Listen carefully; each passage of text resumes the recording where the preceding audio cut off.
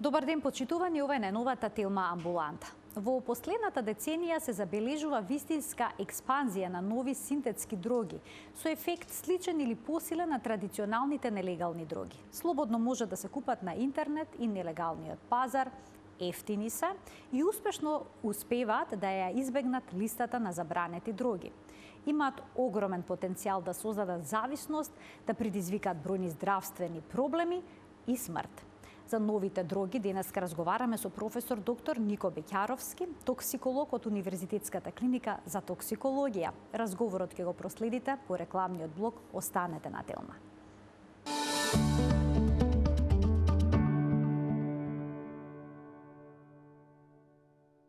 Какви се тие нови дроги? Ќе го запрашаме професор доктор Нико Беќаровски, специјалист по интерна медицина, субспецијалист по токсикологија од Универзитетската клиника за токсикологија. Професоре, добре дојдовте во студиото на Телма. Добре ве нашли.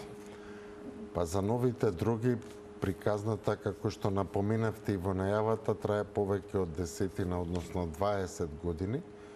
Меѓутоа, специфика што се појави, а тоа посебно е во овој период кога бевме некако сите ангажирани со ковидот и кога многу повеќе седевме дома, се појавија нови синтетски дроги кои што ги има од сите групи, дури од групи кои што веќе рачунавме дека полека одат во пензија.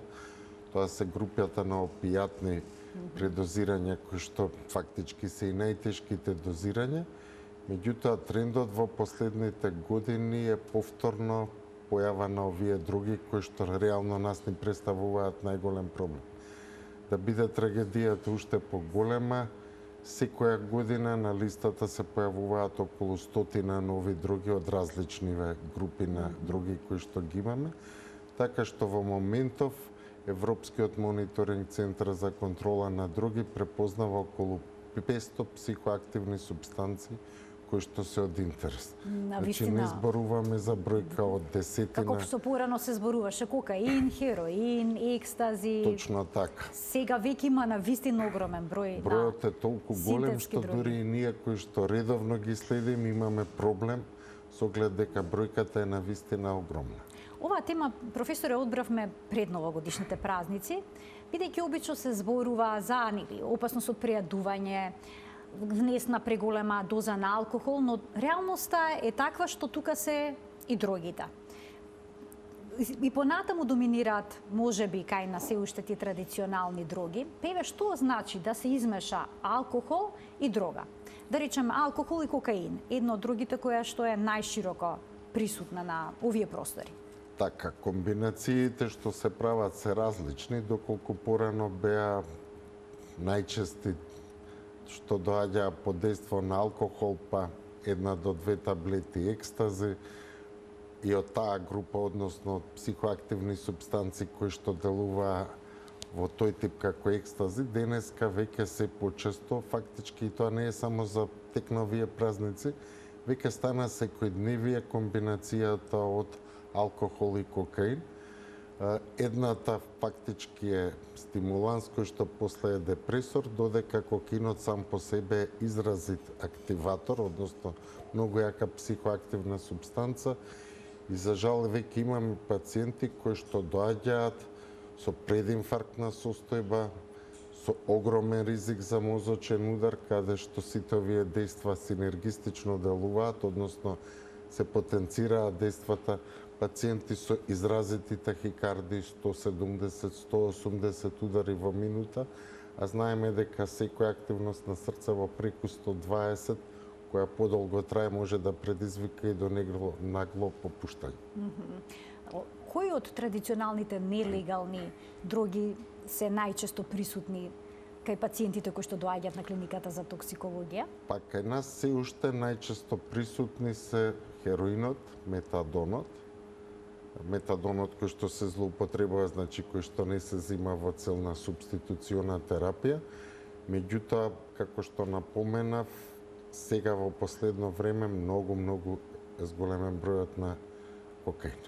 А канабисот дали може да предизвика исто така некакви проблеми, да речеме со тахикардија и слично, бидејќи има и пациенти со малигни заболувања кои што земаат масло од канабис, може ли тие да развијат некакви симптоми па да завршат на клиниката за Кога сме кај токсикологија? маслото од канабис, имаме две врсти на масло од канабис. Едното е CBD, односно кое што не ја содржи активната субстанца THC, и тука нема апсолутно никакви симптоми, значи се работи за тој дел кој што делува само на намалување на болките, на несаканите ефекти од хемотерапијата, и тука нема проблеми. Што се однесува во однос на маслото кој што содржи THC, тука зависно од концентрацијата, меѓутоа сите овие препарати кои што се легално присутни на пазарот, за жал се уште има и голем дел кои што користат нелегално набавено вакво масло, кај нив се концентрациите доволно мали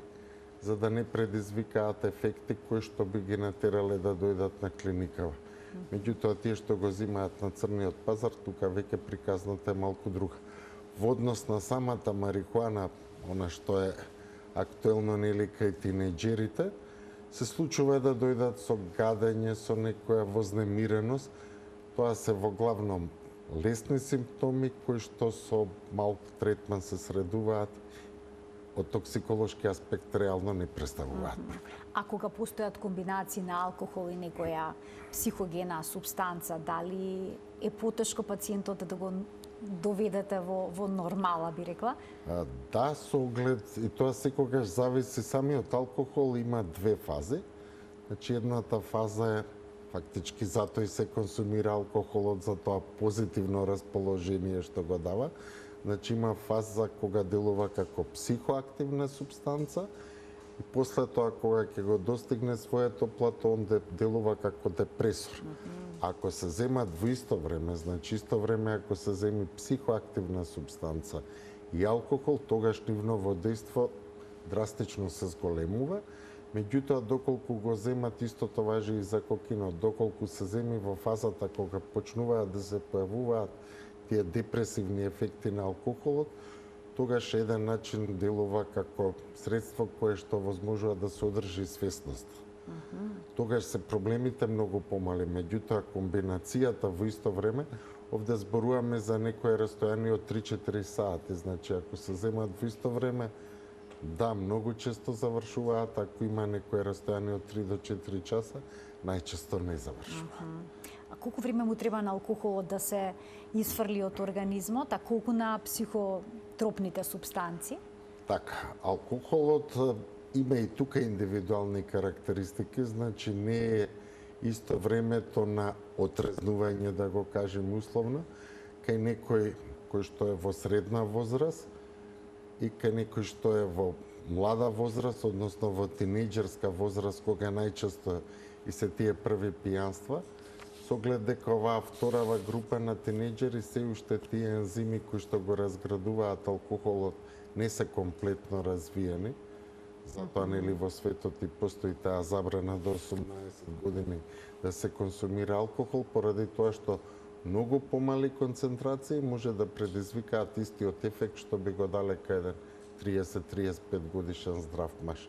И уште една карактеристика, женската популација секогаш го има многу помало количество на овој ензим кој што е одговорен за разградба на алкохол во однос на машката, така што ако земиме исто количество на алкохол, ако испие машко и женско, најверојатно девојката ќе заврши на токсиколог. Значи, жените потешко го толерираат алкохолот, всушност Искрено, потешко го жените се отстрануваат од организмот. Со оглед дека сме пред новогодишни празници, многу повеќе сакаме кога ќе ни дојде женска популација, поради тоа што се весели, расположени, логороични.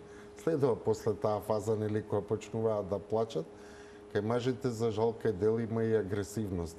Меѓутоа, како количина стои фактот дека жените можат помала количина да поднесат од мажите.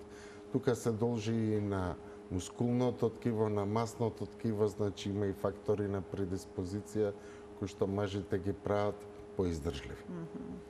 Претпоставам дека сега во овој период од годината, кога има предновогодишни забави, веќе траат неколку недели, бројот на лица кои што имаат потреба за некаков третман на токсикологија поради алкохол или пак дроги е зголемен. Зголемен е, и тоа е интересно ако претходните години беше зголемен кај младата популација, дали овие 4-3 години кои што бевме врзани со ковидот, па некако сите стегини се опуштија, оваа година е карактеристично дека многу почесто доаѓаат средновечни луѓе од овие традиционални afterwork парти што се организираат, што ги организираат фирмите, во главно клиентите се од таа возраст. Така, не излегле долго време и потоа еднаш во годината. Точно така. И тоа е цената. Главно, предпоставувам, алкохол е во прашање? Да, кај таа популација главно алкохол. Во доцните ноќни вечерни часови веќе многу често се тие комбинации алкохол, психоактивни супстанции или исклучиво психоактивни супстанции. Вечерните и попладневните часови за средовечните, ноќните часови за тинејџерите и младите адолесценти. Вие споменавте дека листата со нови синтетички други е навистина широка, огромен број има. Се случува ли да дојде пациент, да има нешто земено и да не знаете што земал? Па дури тој самиот да не знае што точно има конзумирано. Точно така, значи зачестена е таа појава да доаѓаат пациенти кои што клинички ги исполнуваат сите знаци за психоактивна субстанца. Меѓутоа, како што напоменав, листата е огромна. За жал, ние сме отворени кон сите останати средини и сите овие други кои што се присутни во останативе држави, со голема веројатност ги има кај нас. Проблемот е во нивната детекција. За жал, државава се уште не е опремена за да ги детектира сите овие 500 други кои што се од интерес. Скапа е детекцијата, значи секоја нова синтетска дрога некаде околу 1000-1500 долари кошта сетот за да може да се детектира, така што ние идеме на некој принцип на селекција што би можеле да очекуваме и да предпоставиме дека прво ќе дојде. Да напоменам дека начинот на синтетски дроги, најголем дел од овие синтетски дроги се синтетизираат за прв пат некаде во Југоисточна Азија, значи регионот на Тајланд, Виетнам, Лаос, Југоисточна Кина, обично таму постојат голем дел од овие лаборатории, тоа се секако илегални лаборатории. Понатаму кругот иде во Соединетите Американски држави и Канада, па после тоа таму доаѓа во Западна Европа, па се шири низ цела Европа. Така што очекуваме ако некоја друга добиваме знак дека се појавила 2021 во Југоисточна Азија, 2022 би била некаде во Соединетите Американски држави, 23-та Европа, Западен Балкан, нели во све последни, па и во ова некаде следната година би ги очекувале тие други. Понекогаш е добро да се доцни. Да. Во овој случај, во оваа област. Имаме барем можност сите клинички карактеристики да ги дознаеме. И за да можете да препознаете за што се работи. За да препознаеме. За жал, голем дел од овие други многу слична клиничка слика даваат, така што има проблеми во третманот, затоа што имаат некои специфики во својот третман. Ние, например, имаше од овие нови опиоидни други, кои што со голема веројатност, за жал најверојатно и во казнено-поправниве институции се појавија, значи пациенти кои што ги имаа сите знаци за труење со хероин, меѓутоа по должината и по интензитетот одговараа на овие нови синтетски дроги кои што веќе се добро познати низ Европа. Професоре, овие други можат слободно да се купат од интернет. Како е сега тоа можно? И да не се наоѓаат на листа на забранети дроги, на забранети субстанции? Значи, дел од нив се наоѓаат на листа, меѓутоа тоа сепак се работи за релативно бирократизирани институции, каде што требаат неколку потврди да успее да се докаже хемискиот состав, а после тоа нели да пројде таа законска регулатива за да се стават на листата на забранети субстанции. Тука има 5 категории од прва до 5-та категорија, за да стигне една дрога како прва во првата група, навистина процесот е некаде 6 месеци, некаде година дена, така што тоа е тој период во кој што мафијава која што се бави со наркотични средства успева да го продава релативно легално и за жал голем дел од психоактивни стимулирачки супстанци е карактеристично дека дури јас успеав во октомври месец и на Google Play Store, на Google Store да најдам апликација на која што постоеше 3-4 дена, меѓутоа по која што можеше регуларно да се набави синтетска дрога која што беше слична на екстази, телефон оставен, да си аплицирате, по пошта да ви го донесат дома. За жал, ние сме се уште во тој дел далеку позади, така што сите гранични бариери без проблем ќе ги помине. Сите овие средства се така убаво спакувани, кои што најчесто личат на обични таблети и ги поминуваат сите бариери. Прашкасти материи исто така има. Дури имаше и неколку објавени случаи во хартијата која што се служи за виткање на цигари. Тоа е една супстанца карфентанил која што е некаде 10.000 пати појака од хероинот и која што е доволно само сосема мала капка да ви стават и целото тоа кутивче кое што содржи 100 хартии за виткање на цигари ќе абсорбира дел од тоа.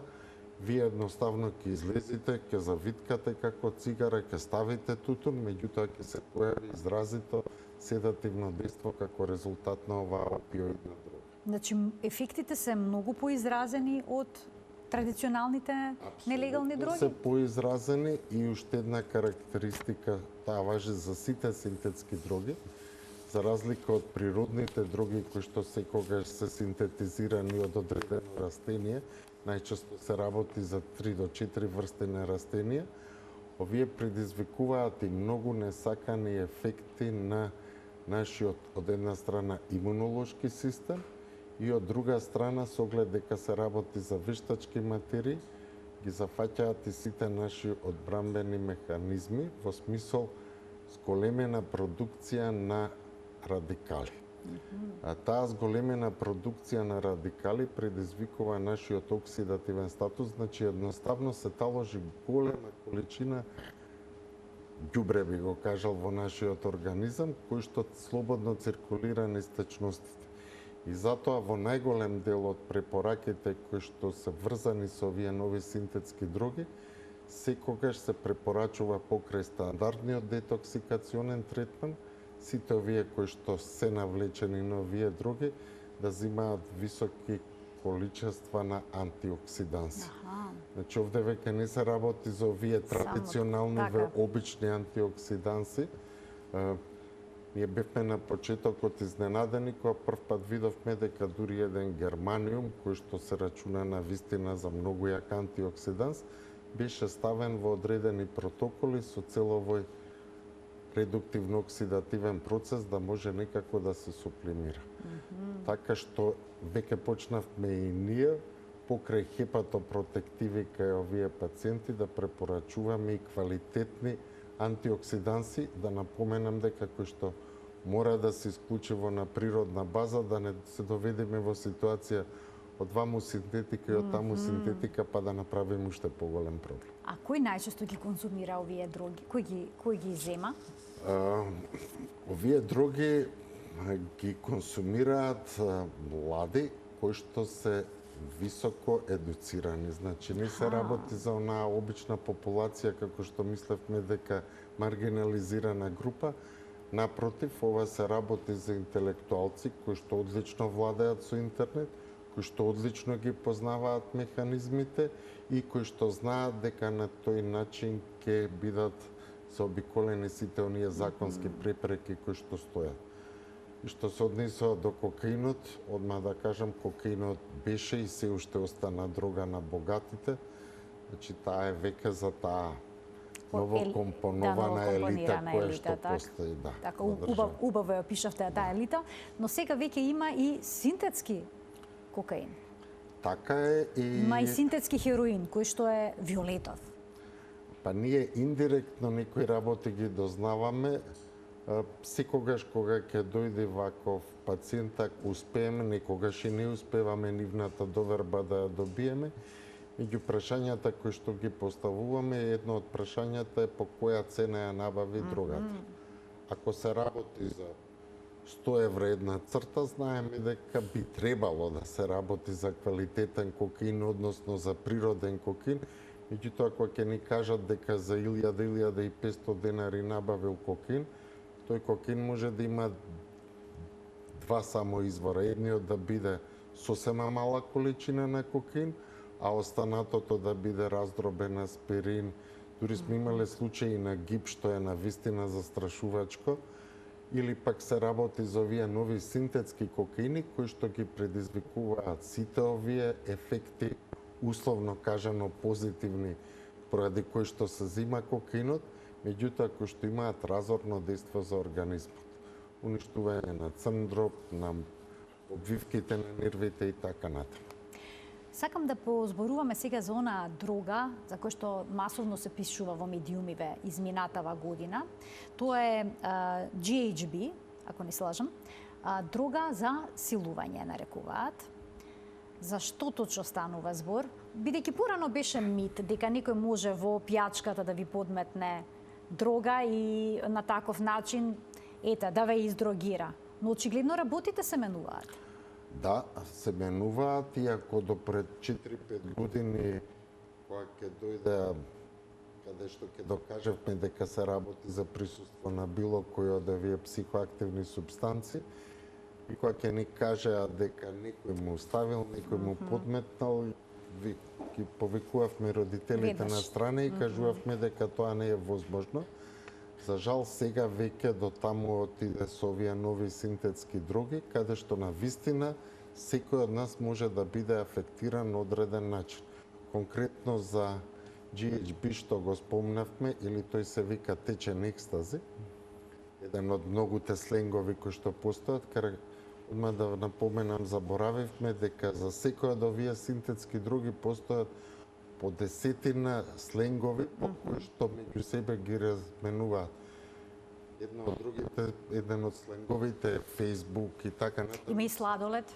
Сладолед, точно така, значи се тоа сленгови со кои што се разбираат меѓусебно за да може да комуницираат. Herbal Highs и така натаму се користат називи со кои што може да се протнат, меѓутоа конкретно за GHB го има кај нас. Значи кај нас го има? Да, го има кај нас. За среќа имаме тестови, веќе се регистрирани случаи и е дрога која што навистина може да ви ја подметна. Доволно е еден момент додека станете да ви стават сосема мала количина од таа дрога во вашата пијачка. Карактеристично е дека нема да го смени, да ја смени бојата на пијалокот, значи ќе остане истата боја на пијалок. Ќе ја консумирате, влегувате во фаза на еуфоричност, во фаза на зголемен сексуален нагон и после тоа следи фаза на амнезија, односно заборавате што се случило. И имаше случаи каде што индиректно врз основа на повреди кои што ги видовме во пределот на гениталиите, предпоставивме дека се работи за овој тип на дрога, каде што девојката без да знае, несвесно била принудена на сексуален чин со 2-3 извршители. Сите овие случаи секако дека се пријавуваат на службите на МВР, кога имаме било каква сомнение и најмало сомнение за сексуален полов акт, секако дека ги консултираме и колегите од гинеколошката клиника. Била дека оваа дрога е релативно ефтина. Дрогата е ефтина, некаде 300, 400, 500 денари, зависи од количината која што ќе ви ја стават. Така што денеска веќе се наоѓаме во ситуација никој од нас да не се осеќа безбеден. Така, во 2022 година имаше директорот на Европскиот центар за следење на други зависности. Во Европскиот извештај за другите ситуацијата е опиша со зборовите everywhere, everything, everyone, односно секаде, се и сите. Значува дека сите ќе бидеме афектирани, вели, од новите дроги. Точно така, со оглед дека веќе новите техники на изолација овозможуваат и најмала количина, значи доволно е да има 0,01 промил психоактивна супстанца во некое средство да може така убаво да се направи концентрација која што ќе биде психоактивна. Значи, може да се создаде нова дрога, речиси од се што има минимална психоактивна карактеристика? Точно така. Што значи тоа од се? Тоа значи дека и од обичен, еве да кажеме, зелен чај кој што и од обичен зелен чај кој што има известно количество на кофеин во себе, дека може да се направи висока концентрација на кофеин. Професор, ќе пуштиме тука еден краток блок реклами, а веднаш потоа продолжуваме понатаму.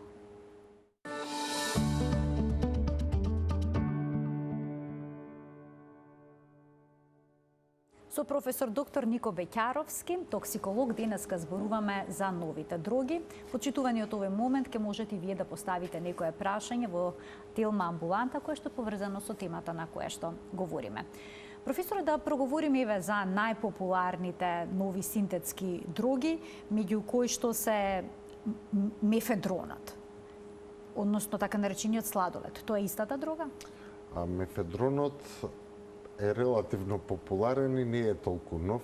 А тој не е толку нов? Не е толку нов, со оглед дека посебно колегите од Скандинавија го имаа проблемот со мефедронот некаде 2008 до 2012 и воглавно беше концентриран во северниот дел од Европа.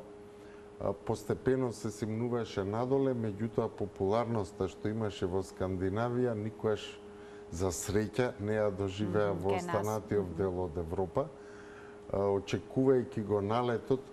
Затоа и ви кажувам дека има некои карактеристики, секое население си има своји специфики, исто како со јадењата, така и со другите, некогаш и не се одвиваат работите како што очекувавме. Ние го имаме тестот, односно стиксот за докажување на мефедрон, меѓутоа еве мислам дека околу 2 години веќе го имаме, се уште кај ниту еден од барем од тие не сме го детектирали. Тој се употребува за потикнување на сексуалната возбуда. Една од причините е да потикнување на сексуалната возбуда кај нас е многу популарна, а и поопасна. Таа е така наречена комбинација на секстази. Значи, секстази, да, секстази е комбинација на виагра со екстази.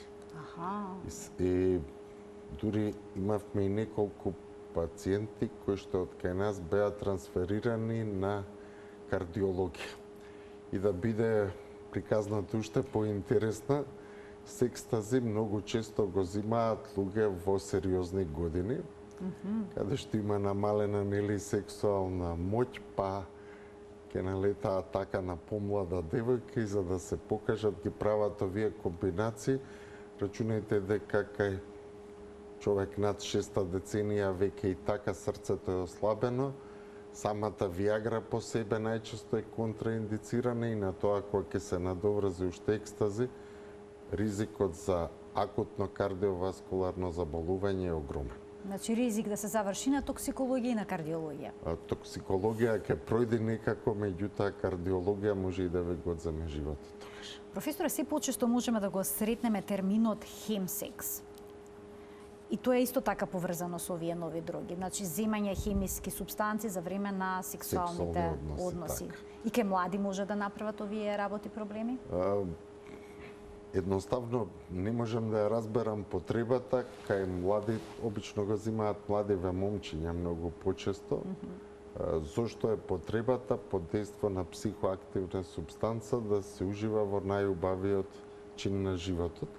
Меѓутоа, такви се времињата, имаше тоа, како што кажуваат, во неколку филмови било прикажано, после тоа тинејџериве што ги гледаат така што станало популарно.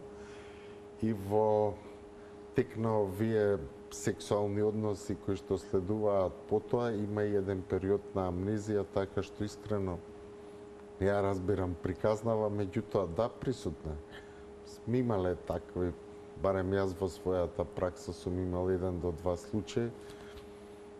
Не е некоја сериозна индикација, меѓутоа едноставно има работи кои што и ние кои што секојдневно се среќаваме со овие работи ни се нејасни зошто Да, се да ве изненада, случуваат. да ве шокираат. Да. Ајде да проговориме за другата за која што исто така се пишува масовно, која што е многу опасна, значи зборуваме за нова дрога, фентанилот. Вака, фентанилот е препарат кој што регуларно се користи во анестезија, односно анестезиолозите го користат и првата синтеза регуларна е некаде 50-тите години на минатиот век. И он после тоа се користеше во медицински цели. Он е исто така од групата на опијати, кој што има јако опиоидно дејство. Меѓутоа, како што напоменавме, полека сите тие формулации која ќе помени, скоро сите овие други се во суштина или неуспешни обиди на фармацевските куќи за создавање на нов лек, најчесто е таа приказната, кој што по некои канали излегува од фармацевската куќа каде што се вршат испитувања, завршува на црниот пазар и после тоа се користи како дрога. Фентанилот беше огромен проблем во текот на епидемијата и јас сакам да наведам неколку податоци што мислам ке се интересни. Американците имаат огромен проблем со фентанилот и во старосната група меѓу 18 и 35 години, тоа веќе 4-та година поред е прва причина за смртност. Значи, во времето на корона, таа возрастна група во Америка не умираше од корона, туку умираше од фентанил. И кога зборуваме за големи бројки, бројките последниве неколку години се движа околу 40.000, оваа година мислам дека ќе ја надминат и таа бројка. Значи 40.000 работно способни американци секоја година починуваа како резултат на предозираност со фентанил. После тоа се расшири Португалија, па полека навлегуваше во Западна Европа. 2023 година регистрирани се случаи на Балканот, со многу голема веројатност го има и кај нас. Меѓутоа, за жал, и таа е една од субстанциите за која што очекуваме некаде на почетокот на идната година да добиеме стик, за да бидеме убедени дека се работи точно за тоа.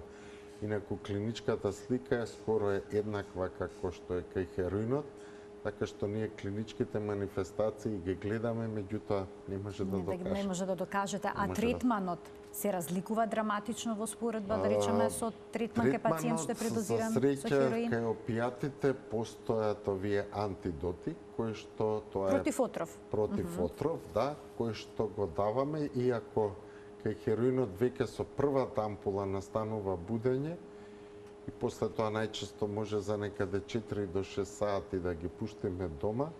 Имавме неколку кои што предпоставивме дека најверојатно се работи за фентанил, каде што идеа 10, 20, па некаде и по 30 ампули требаше да се потрошат за да се одржи свеста и каде што овој така наречен депресивен синдром за тоа што овие сите делуваат на дишењево и они престануваат да дишат и ако не се интервенира на време, точно тоа е механизмот на кој што ќе починат овие пациенти.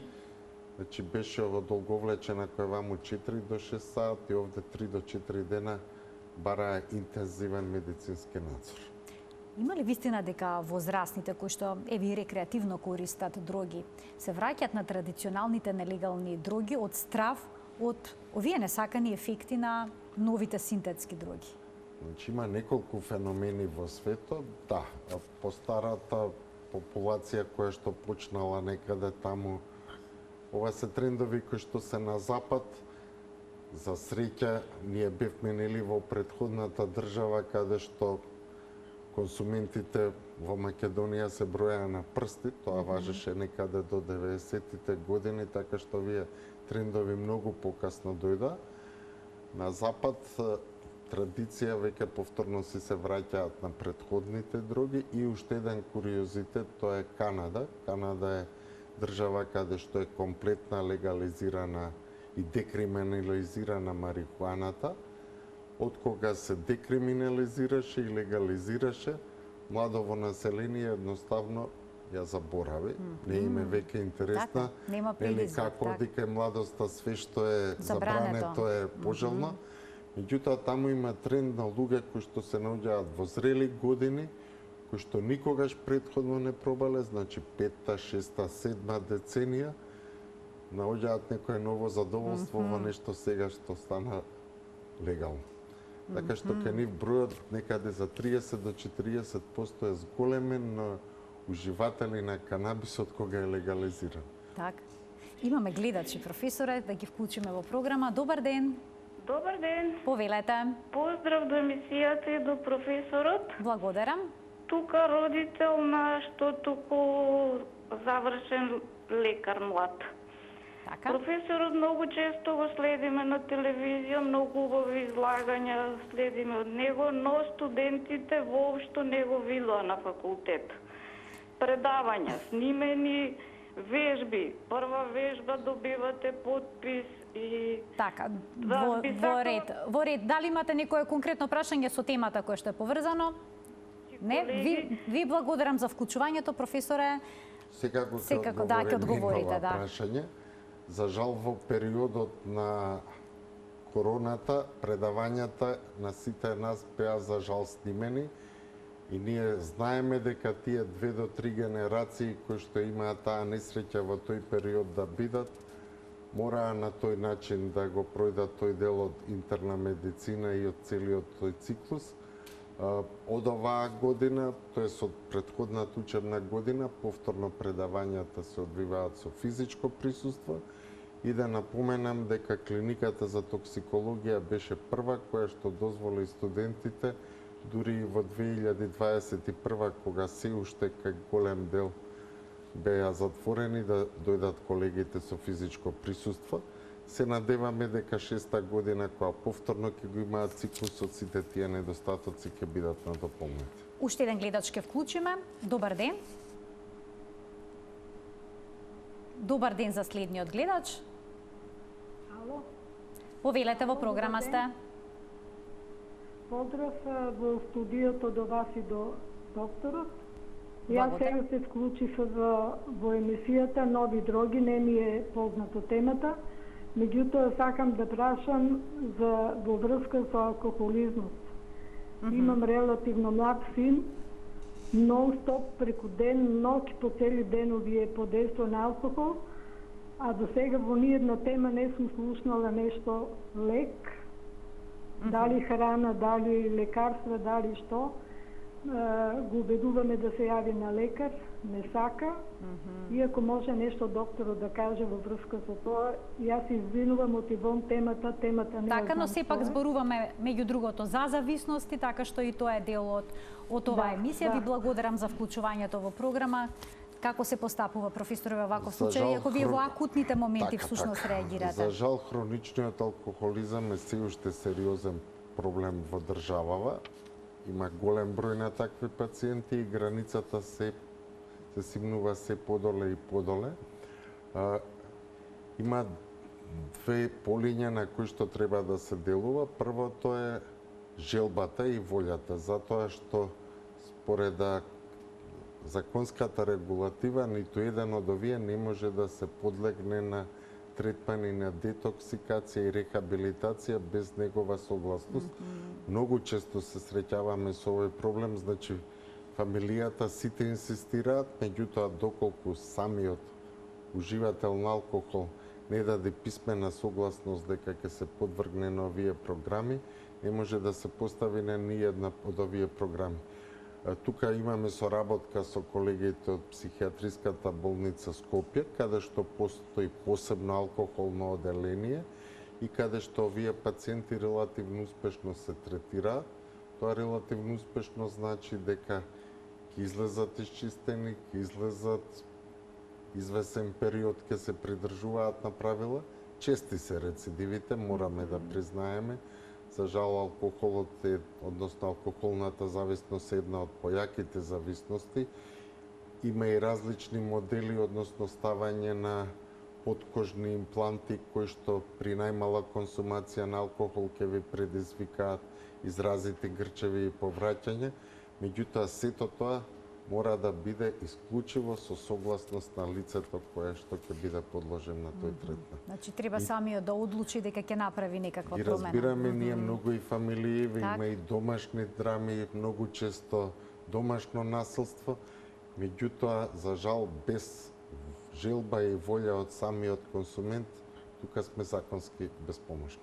Професор, родителите на вистина се исплашени од новите дроги. Јас ќе издвојам само некои од насловите кои што можеме да ги прочитаме во последниве години: отровни коктели, дрога во меури од сапуница.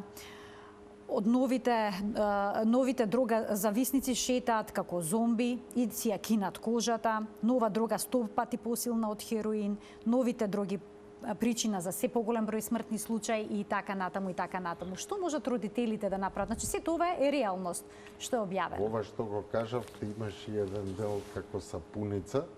Дури и голем дел од овие психоактивни субстанци токму така и одат на пазарот, се продаваат како производи кои што служат како пена за сапуница, точен изразот, тоа е еден од сленговите кои што го користат. Родителите прво и основно со оглед дека веќе не е само да излезеш да купиш, него може и да ти стигне на домашна адреса. И да не знаат што имаат всушност во пошта.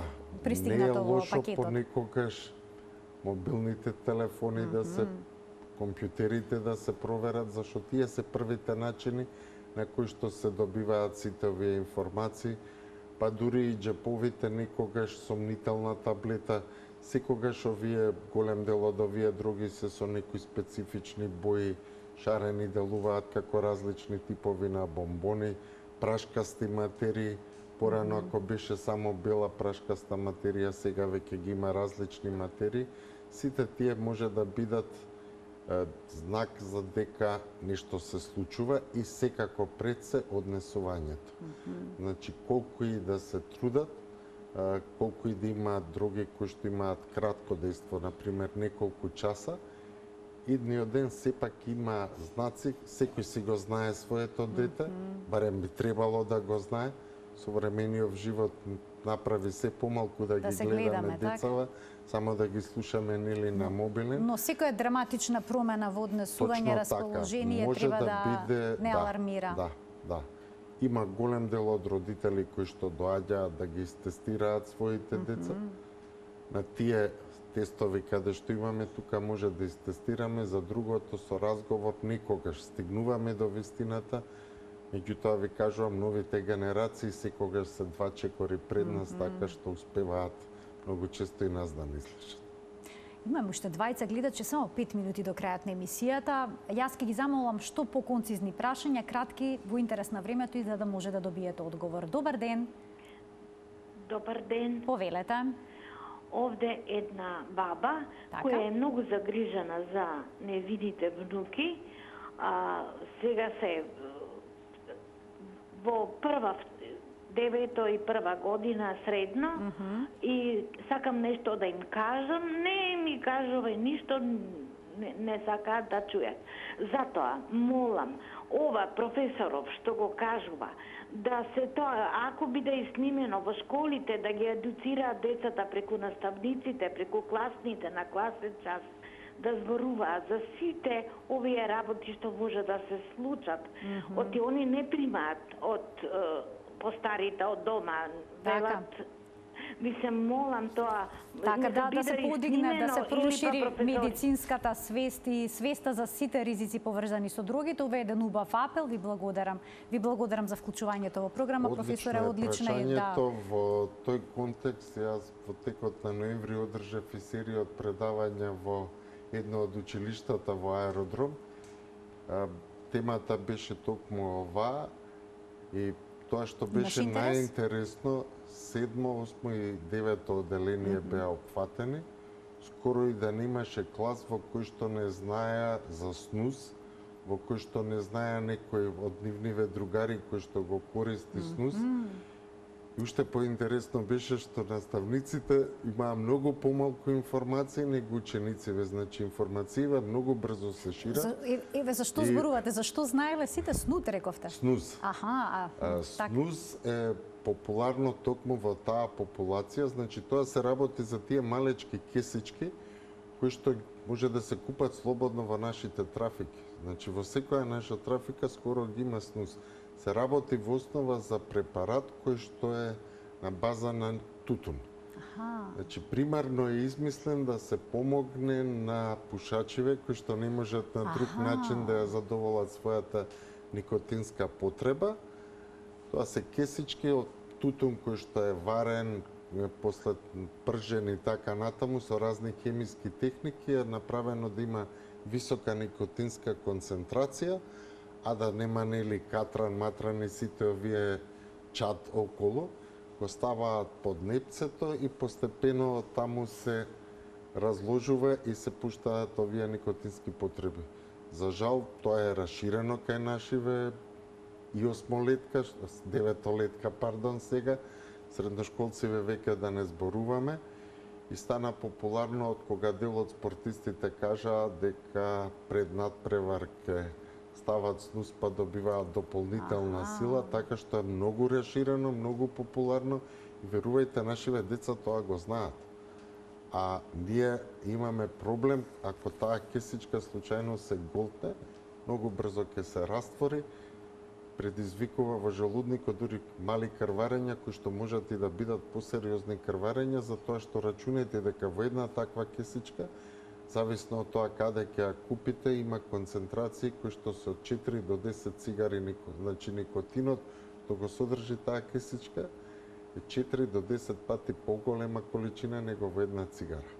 Сега рачунајте што ќе се случи ако во ист момент имате 10 цигари, ако ги испушите 10 цигари, ве замислете како ќе ви да. Но никотинско труење ќе Од една страна, тоа се млади организми кои што тие тахикардии кои што ги предизвикуваат, ги поднесуваат релативно лесно, меѓутоа проблемиве со желудник и не баш така. Навистина добра идејата во училиштата да се држат вакви предавања од страна на професори кои што се инволвирани во оваа проблематика. Дали имаме време за уште еден гледач да вклучиме? Добар ден.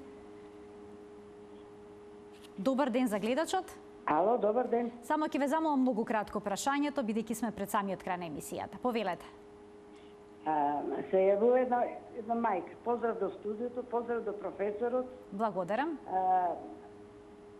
Многу е убаво многу е добро што вакви емисии имате на телевизија. Значи навистина дрогата е толку насилена, тоа е нешто немогуче. Ја не знам полицијата што прави, што не прави да испаднете навечер.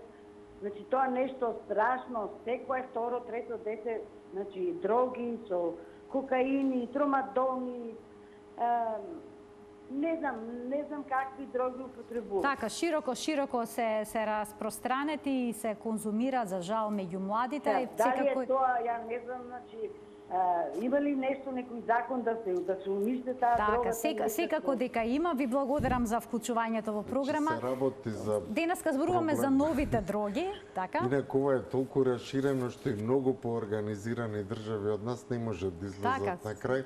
Глобален проблем е. Глобален проблем, апсолутно. Гледате какви се насилства, грозоморни работи се случуваат во светот, масовни убиства по училиштата. Секогаш во позадина стои некоја психоактивна субстанца која што некојаш ќе се открие, некојаш нема да се открие. За жал живееме во таков свет каде што ова неминовно. Професоре, ви благодарам многу што одвоивте време да бидете гостин во денешната Телма амбуланта и што на убав начин ни појаснивте многу работи поврзани со еден нов глобален проблем, светски проблем, а секако и наш проблем, а тоа се новите дроги, кои што за жал ги засега пред се најмладите. Ви благодарам и на вас и дозволете само да честитаме нова година и да си пожелиме ние да имаме што помалку работа, што ќе значи поздрава младите. И јас ви посакувам да имате што помалку работа и почесто се гледаме во студиото на Телма. Почитувани, ова беше се во денешната Телма амбуланта. Ви благодарам за вниманието со кое што ме следевте. Ви посакувам пријатен ден.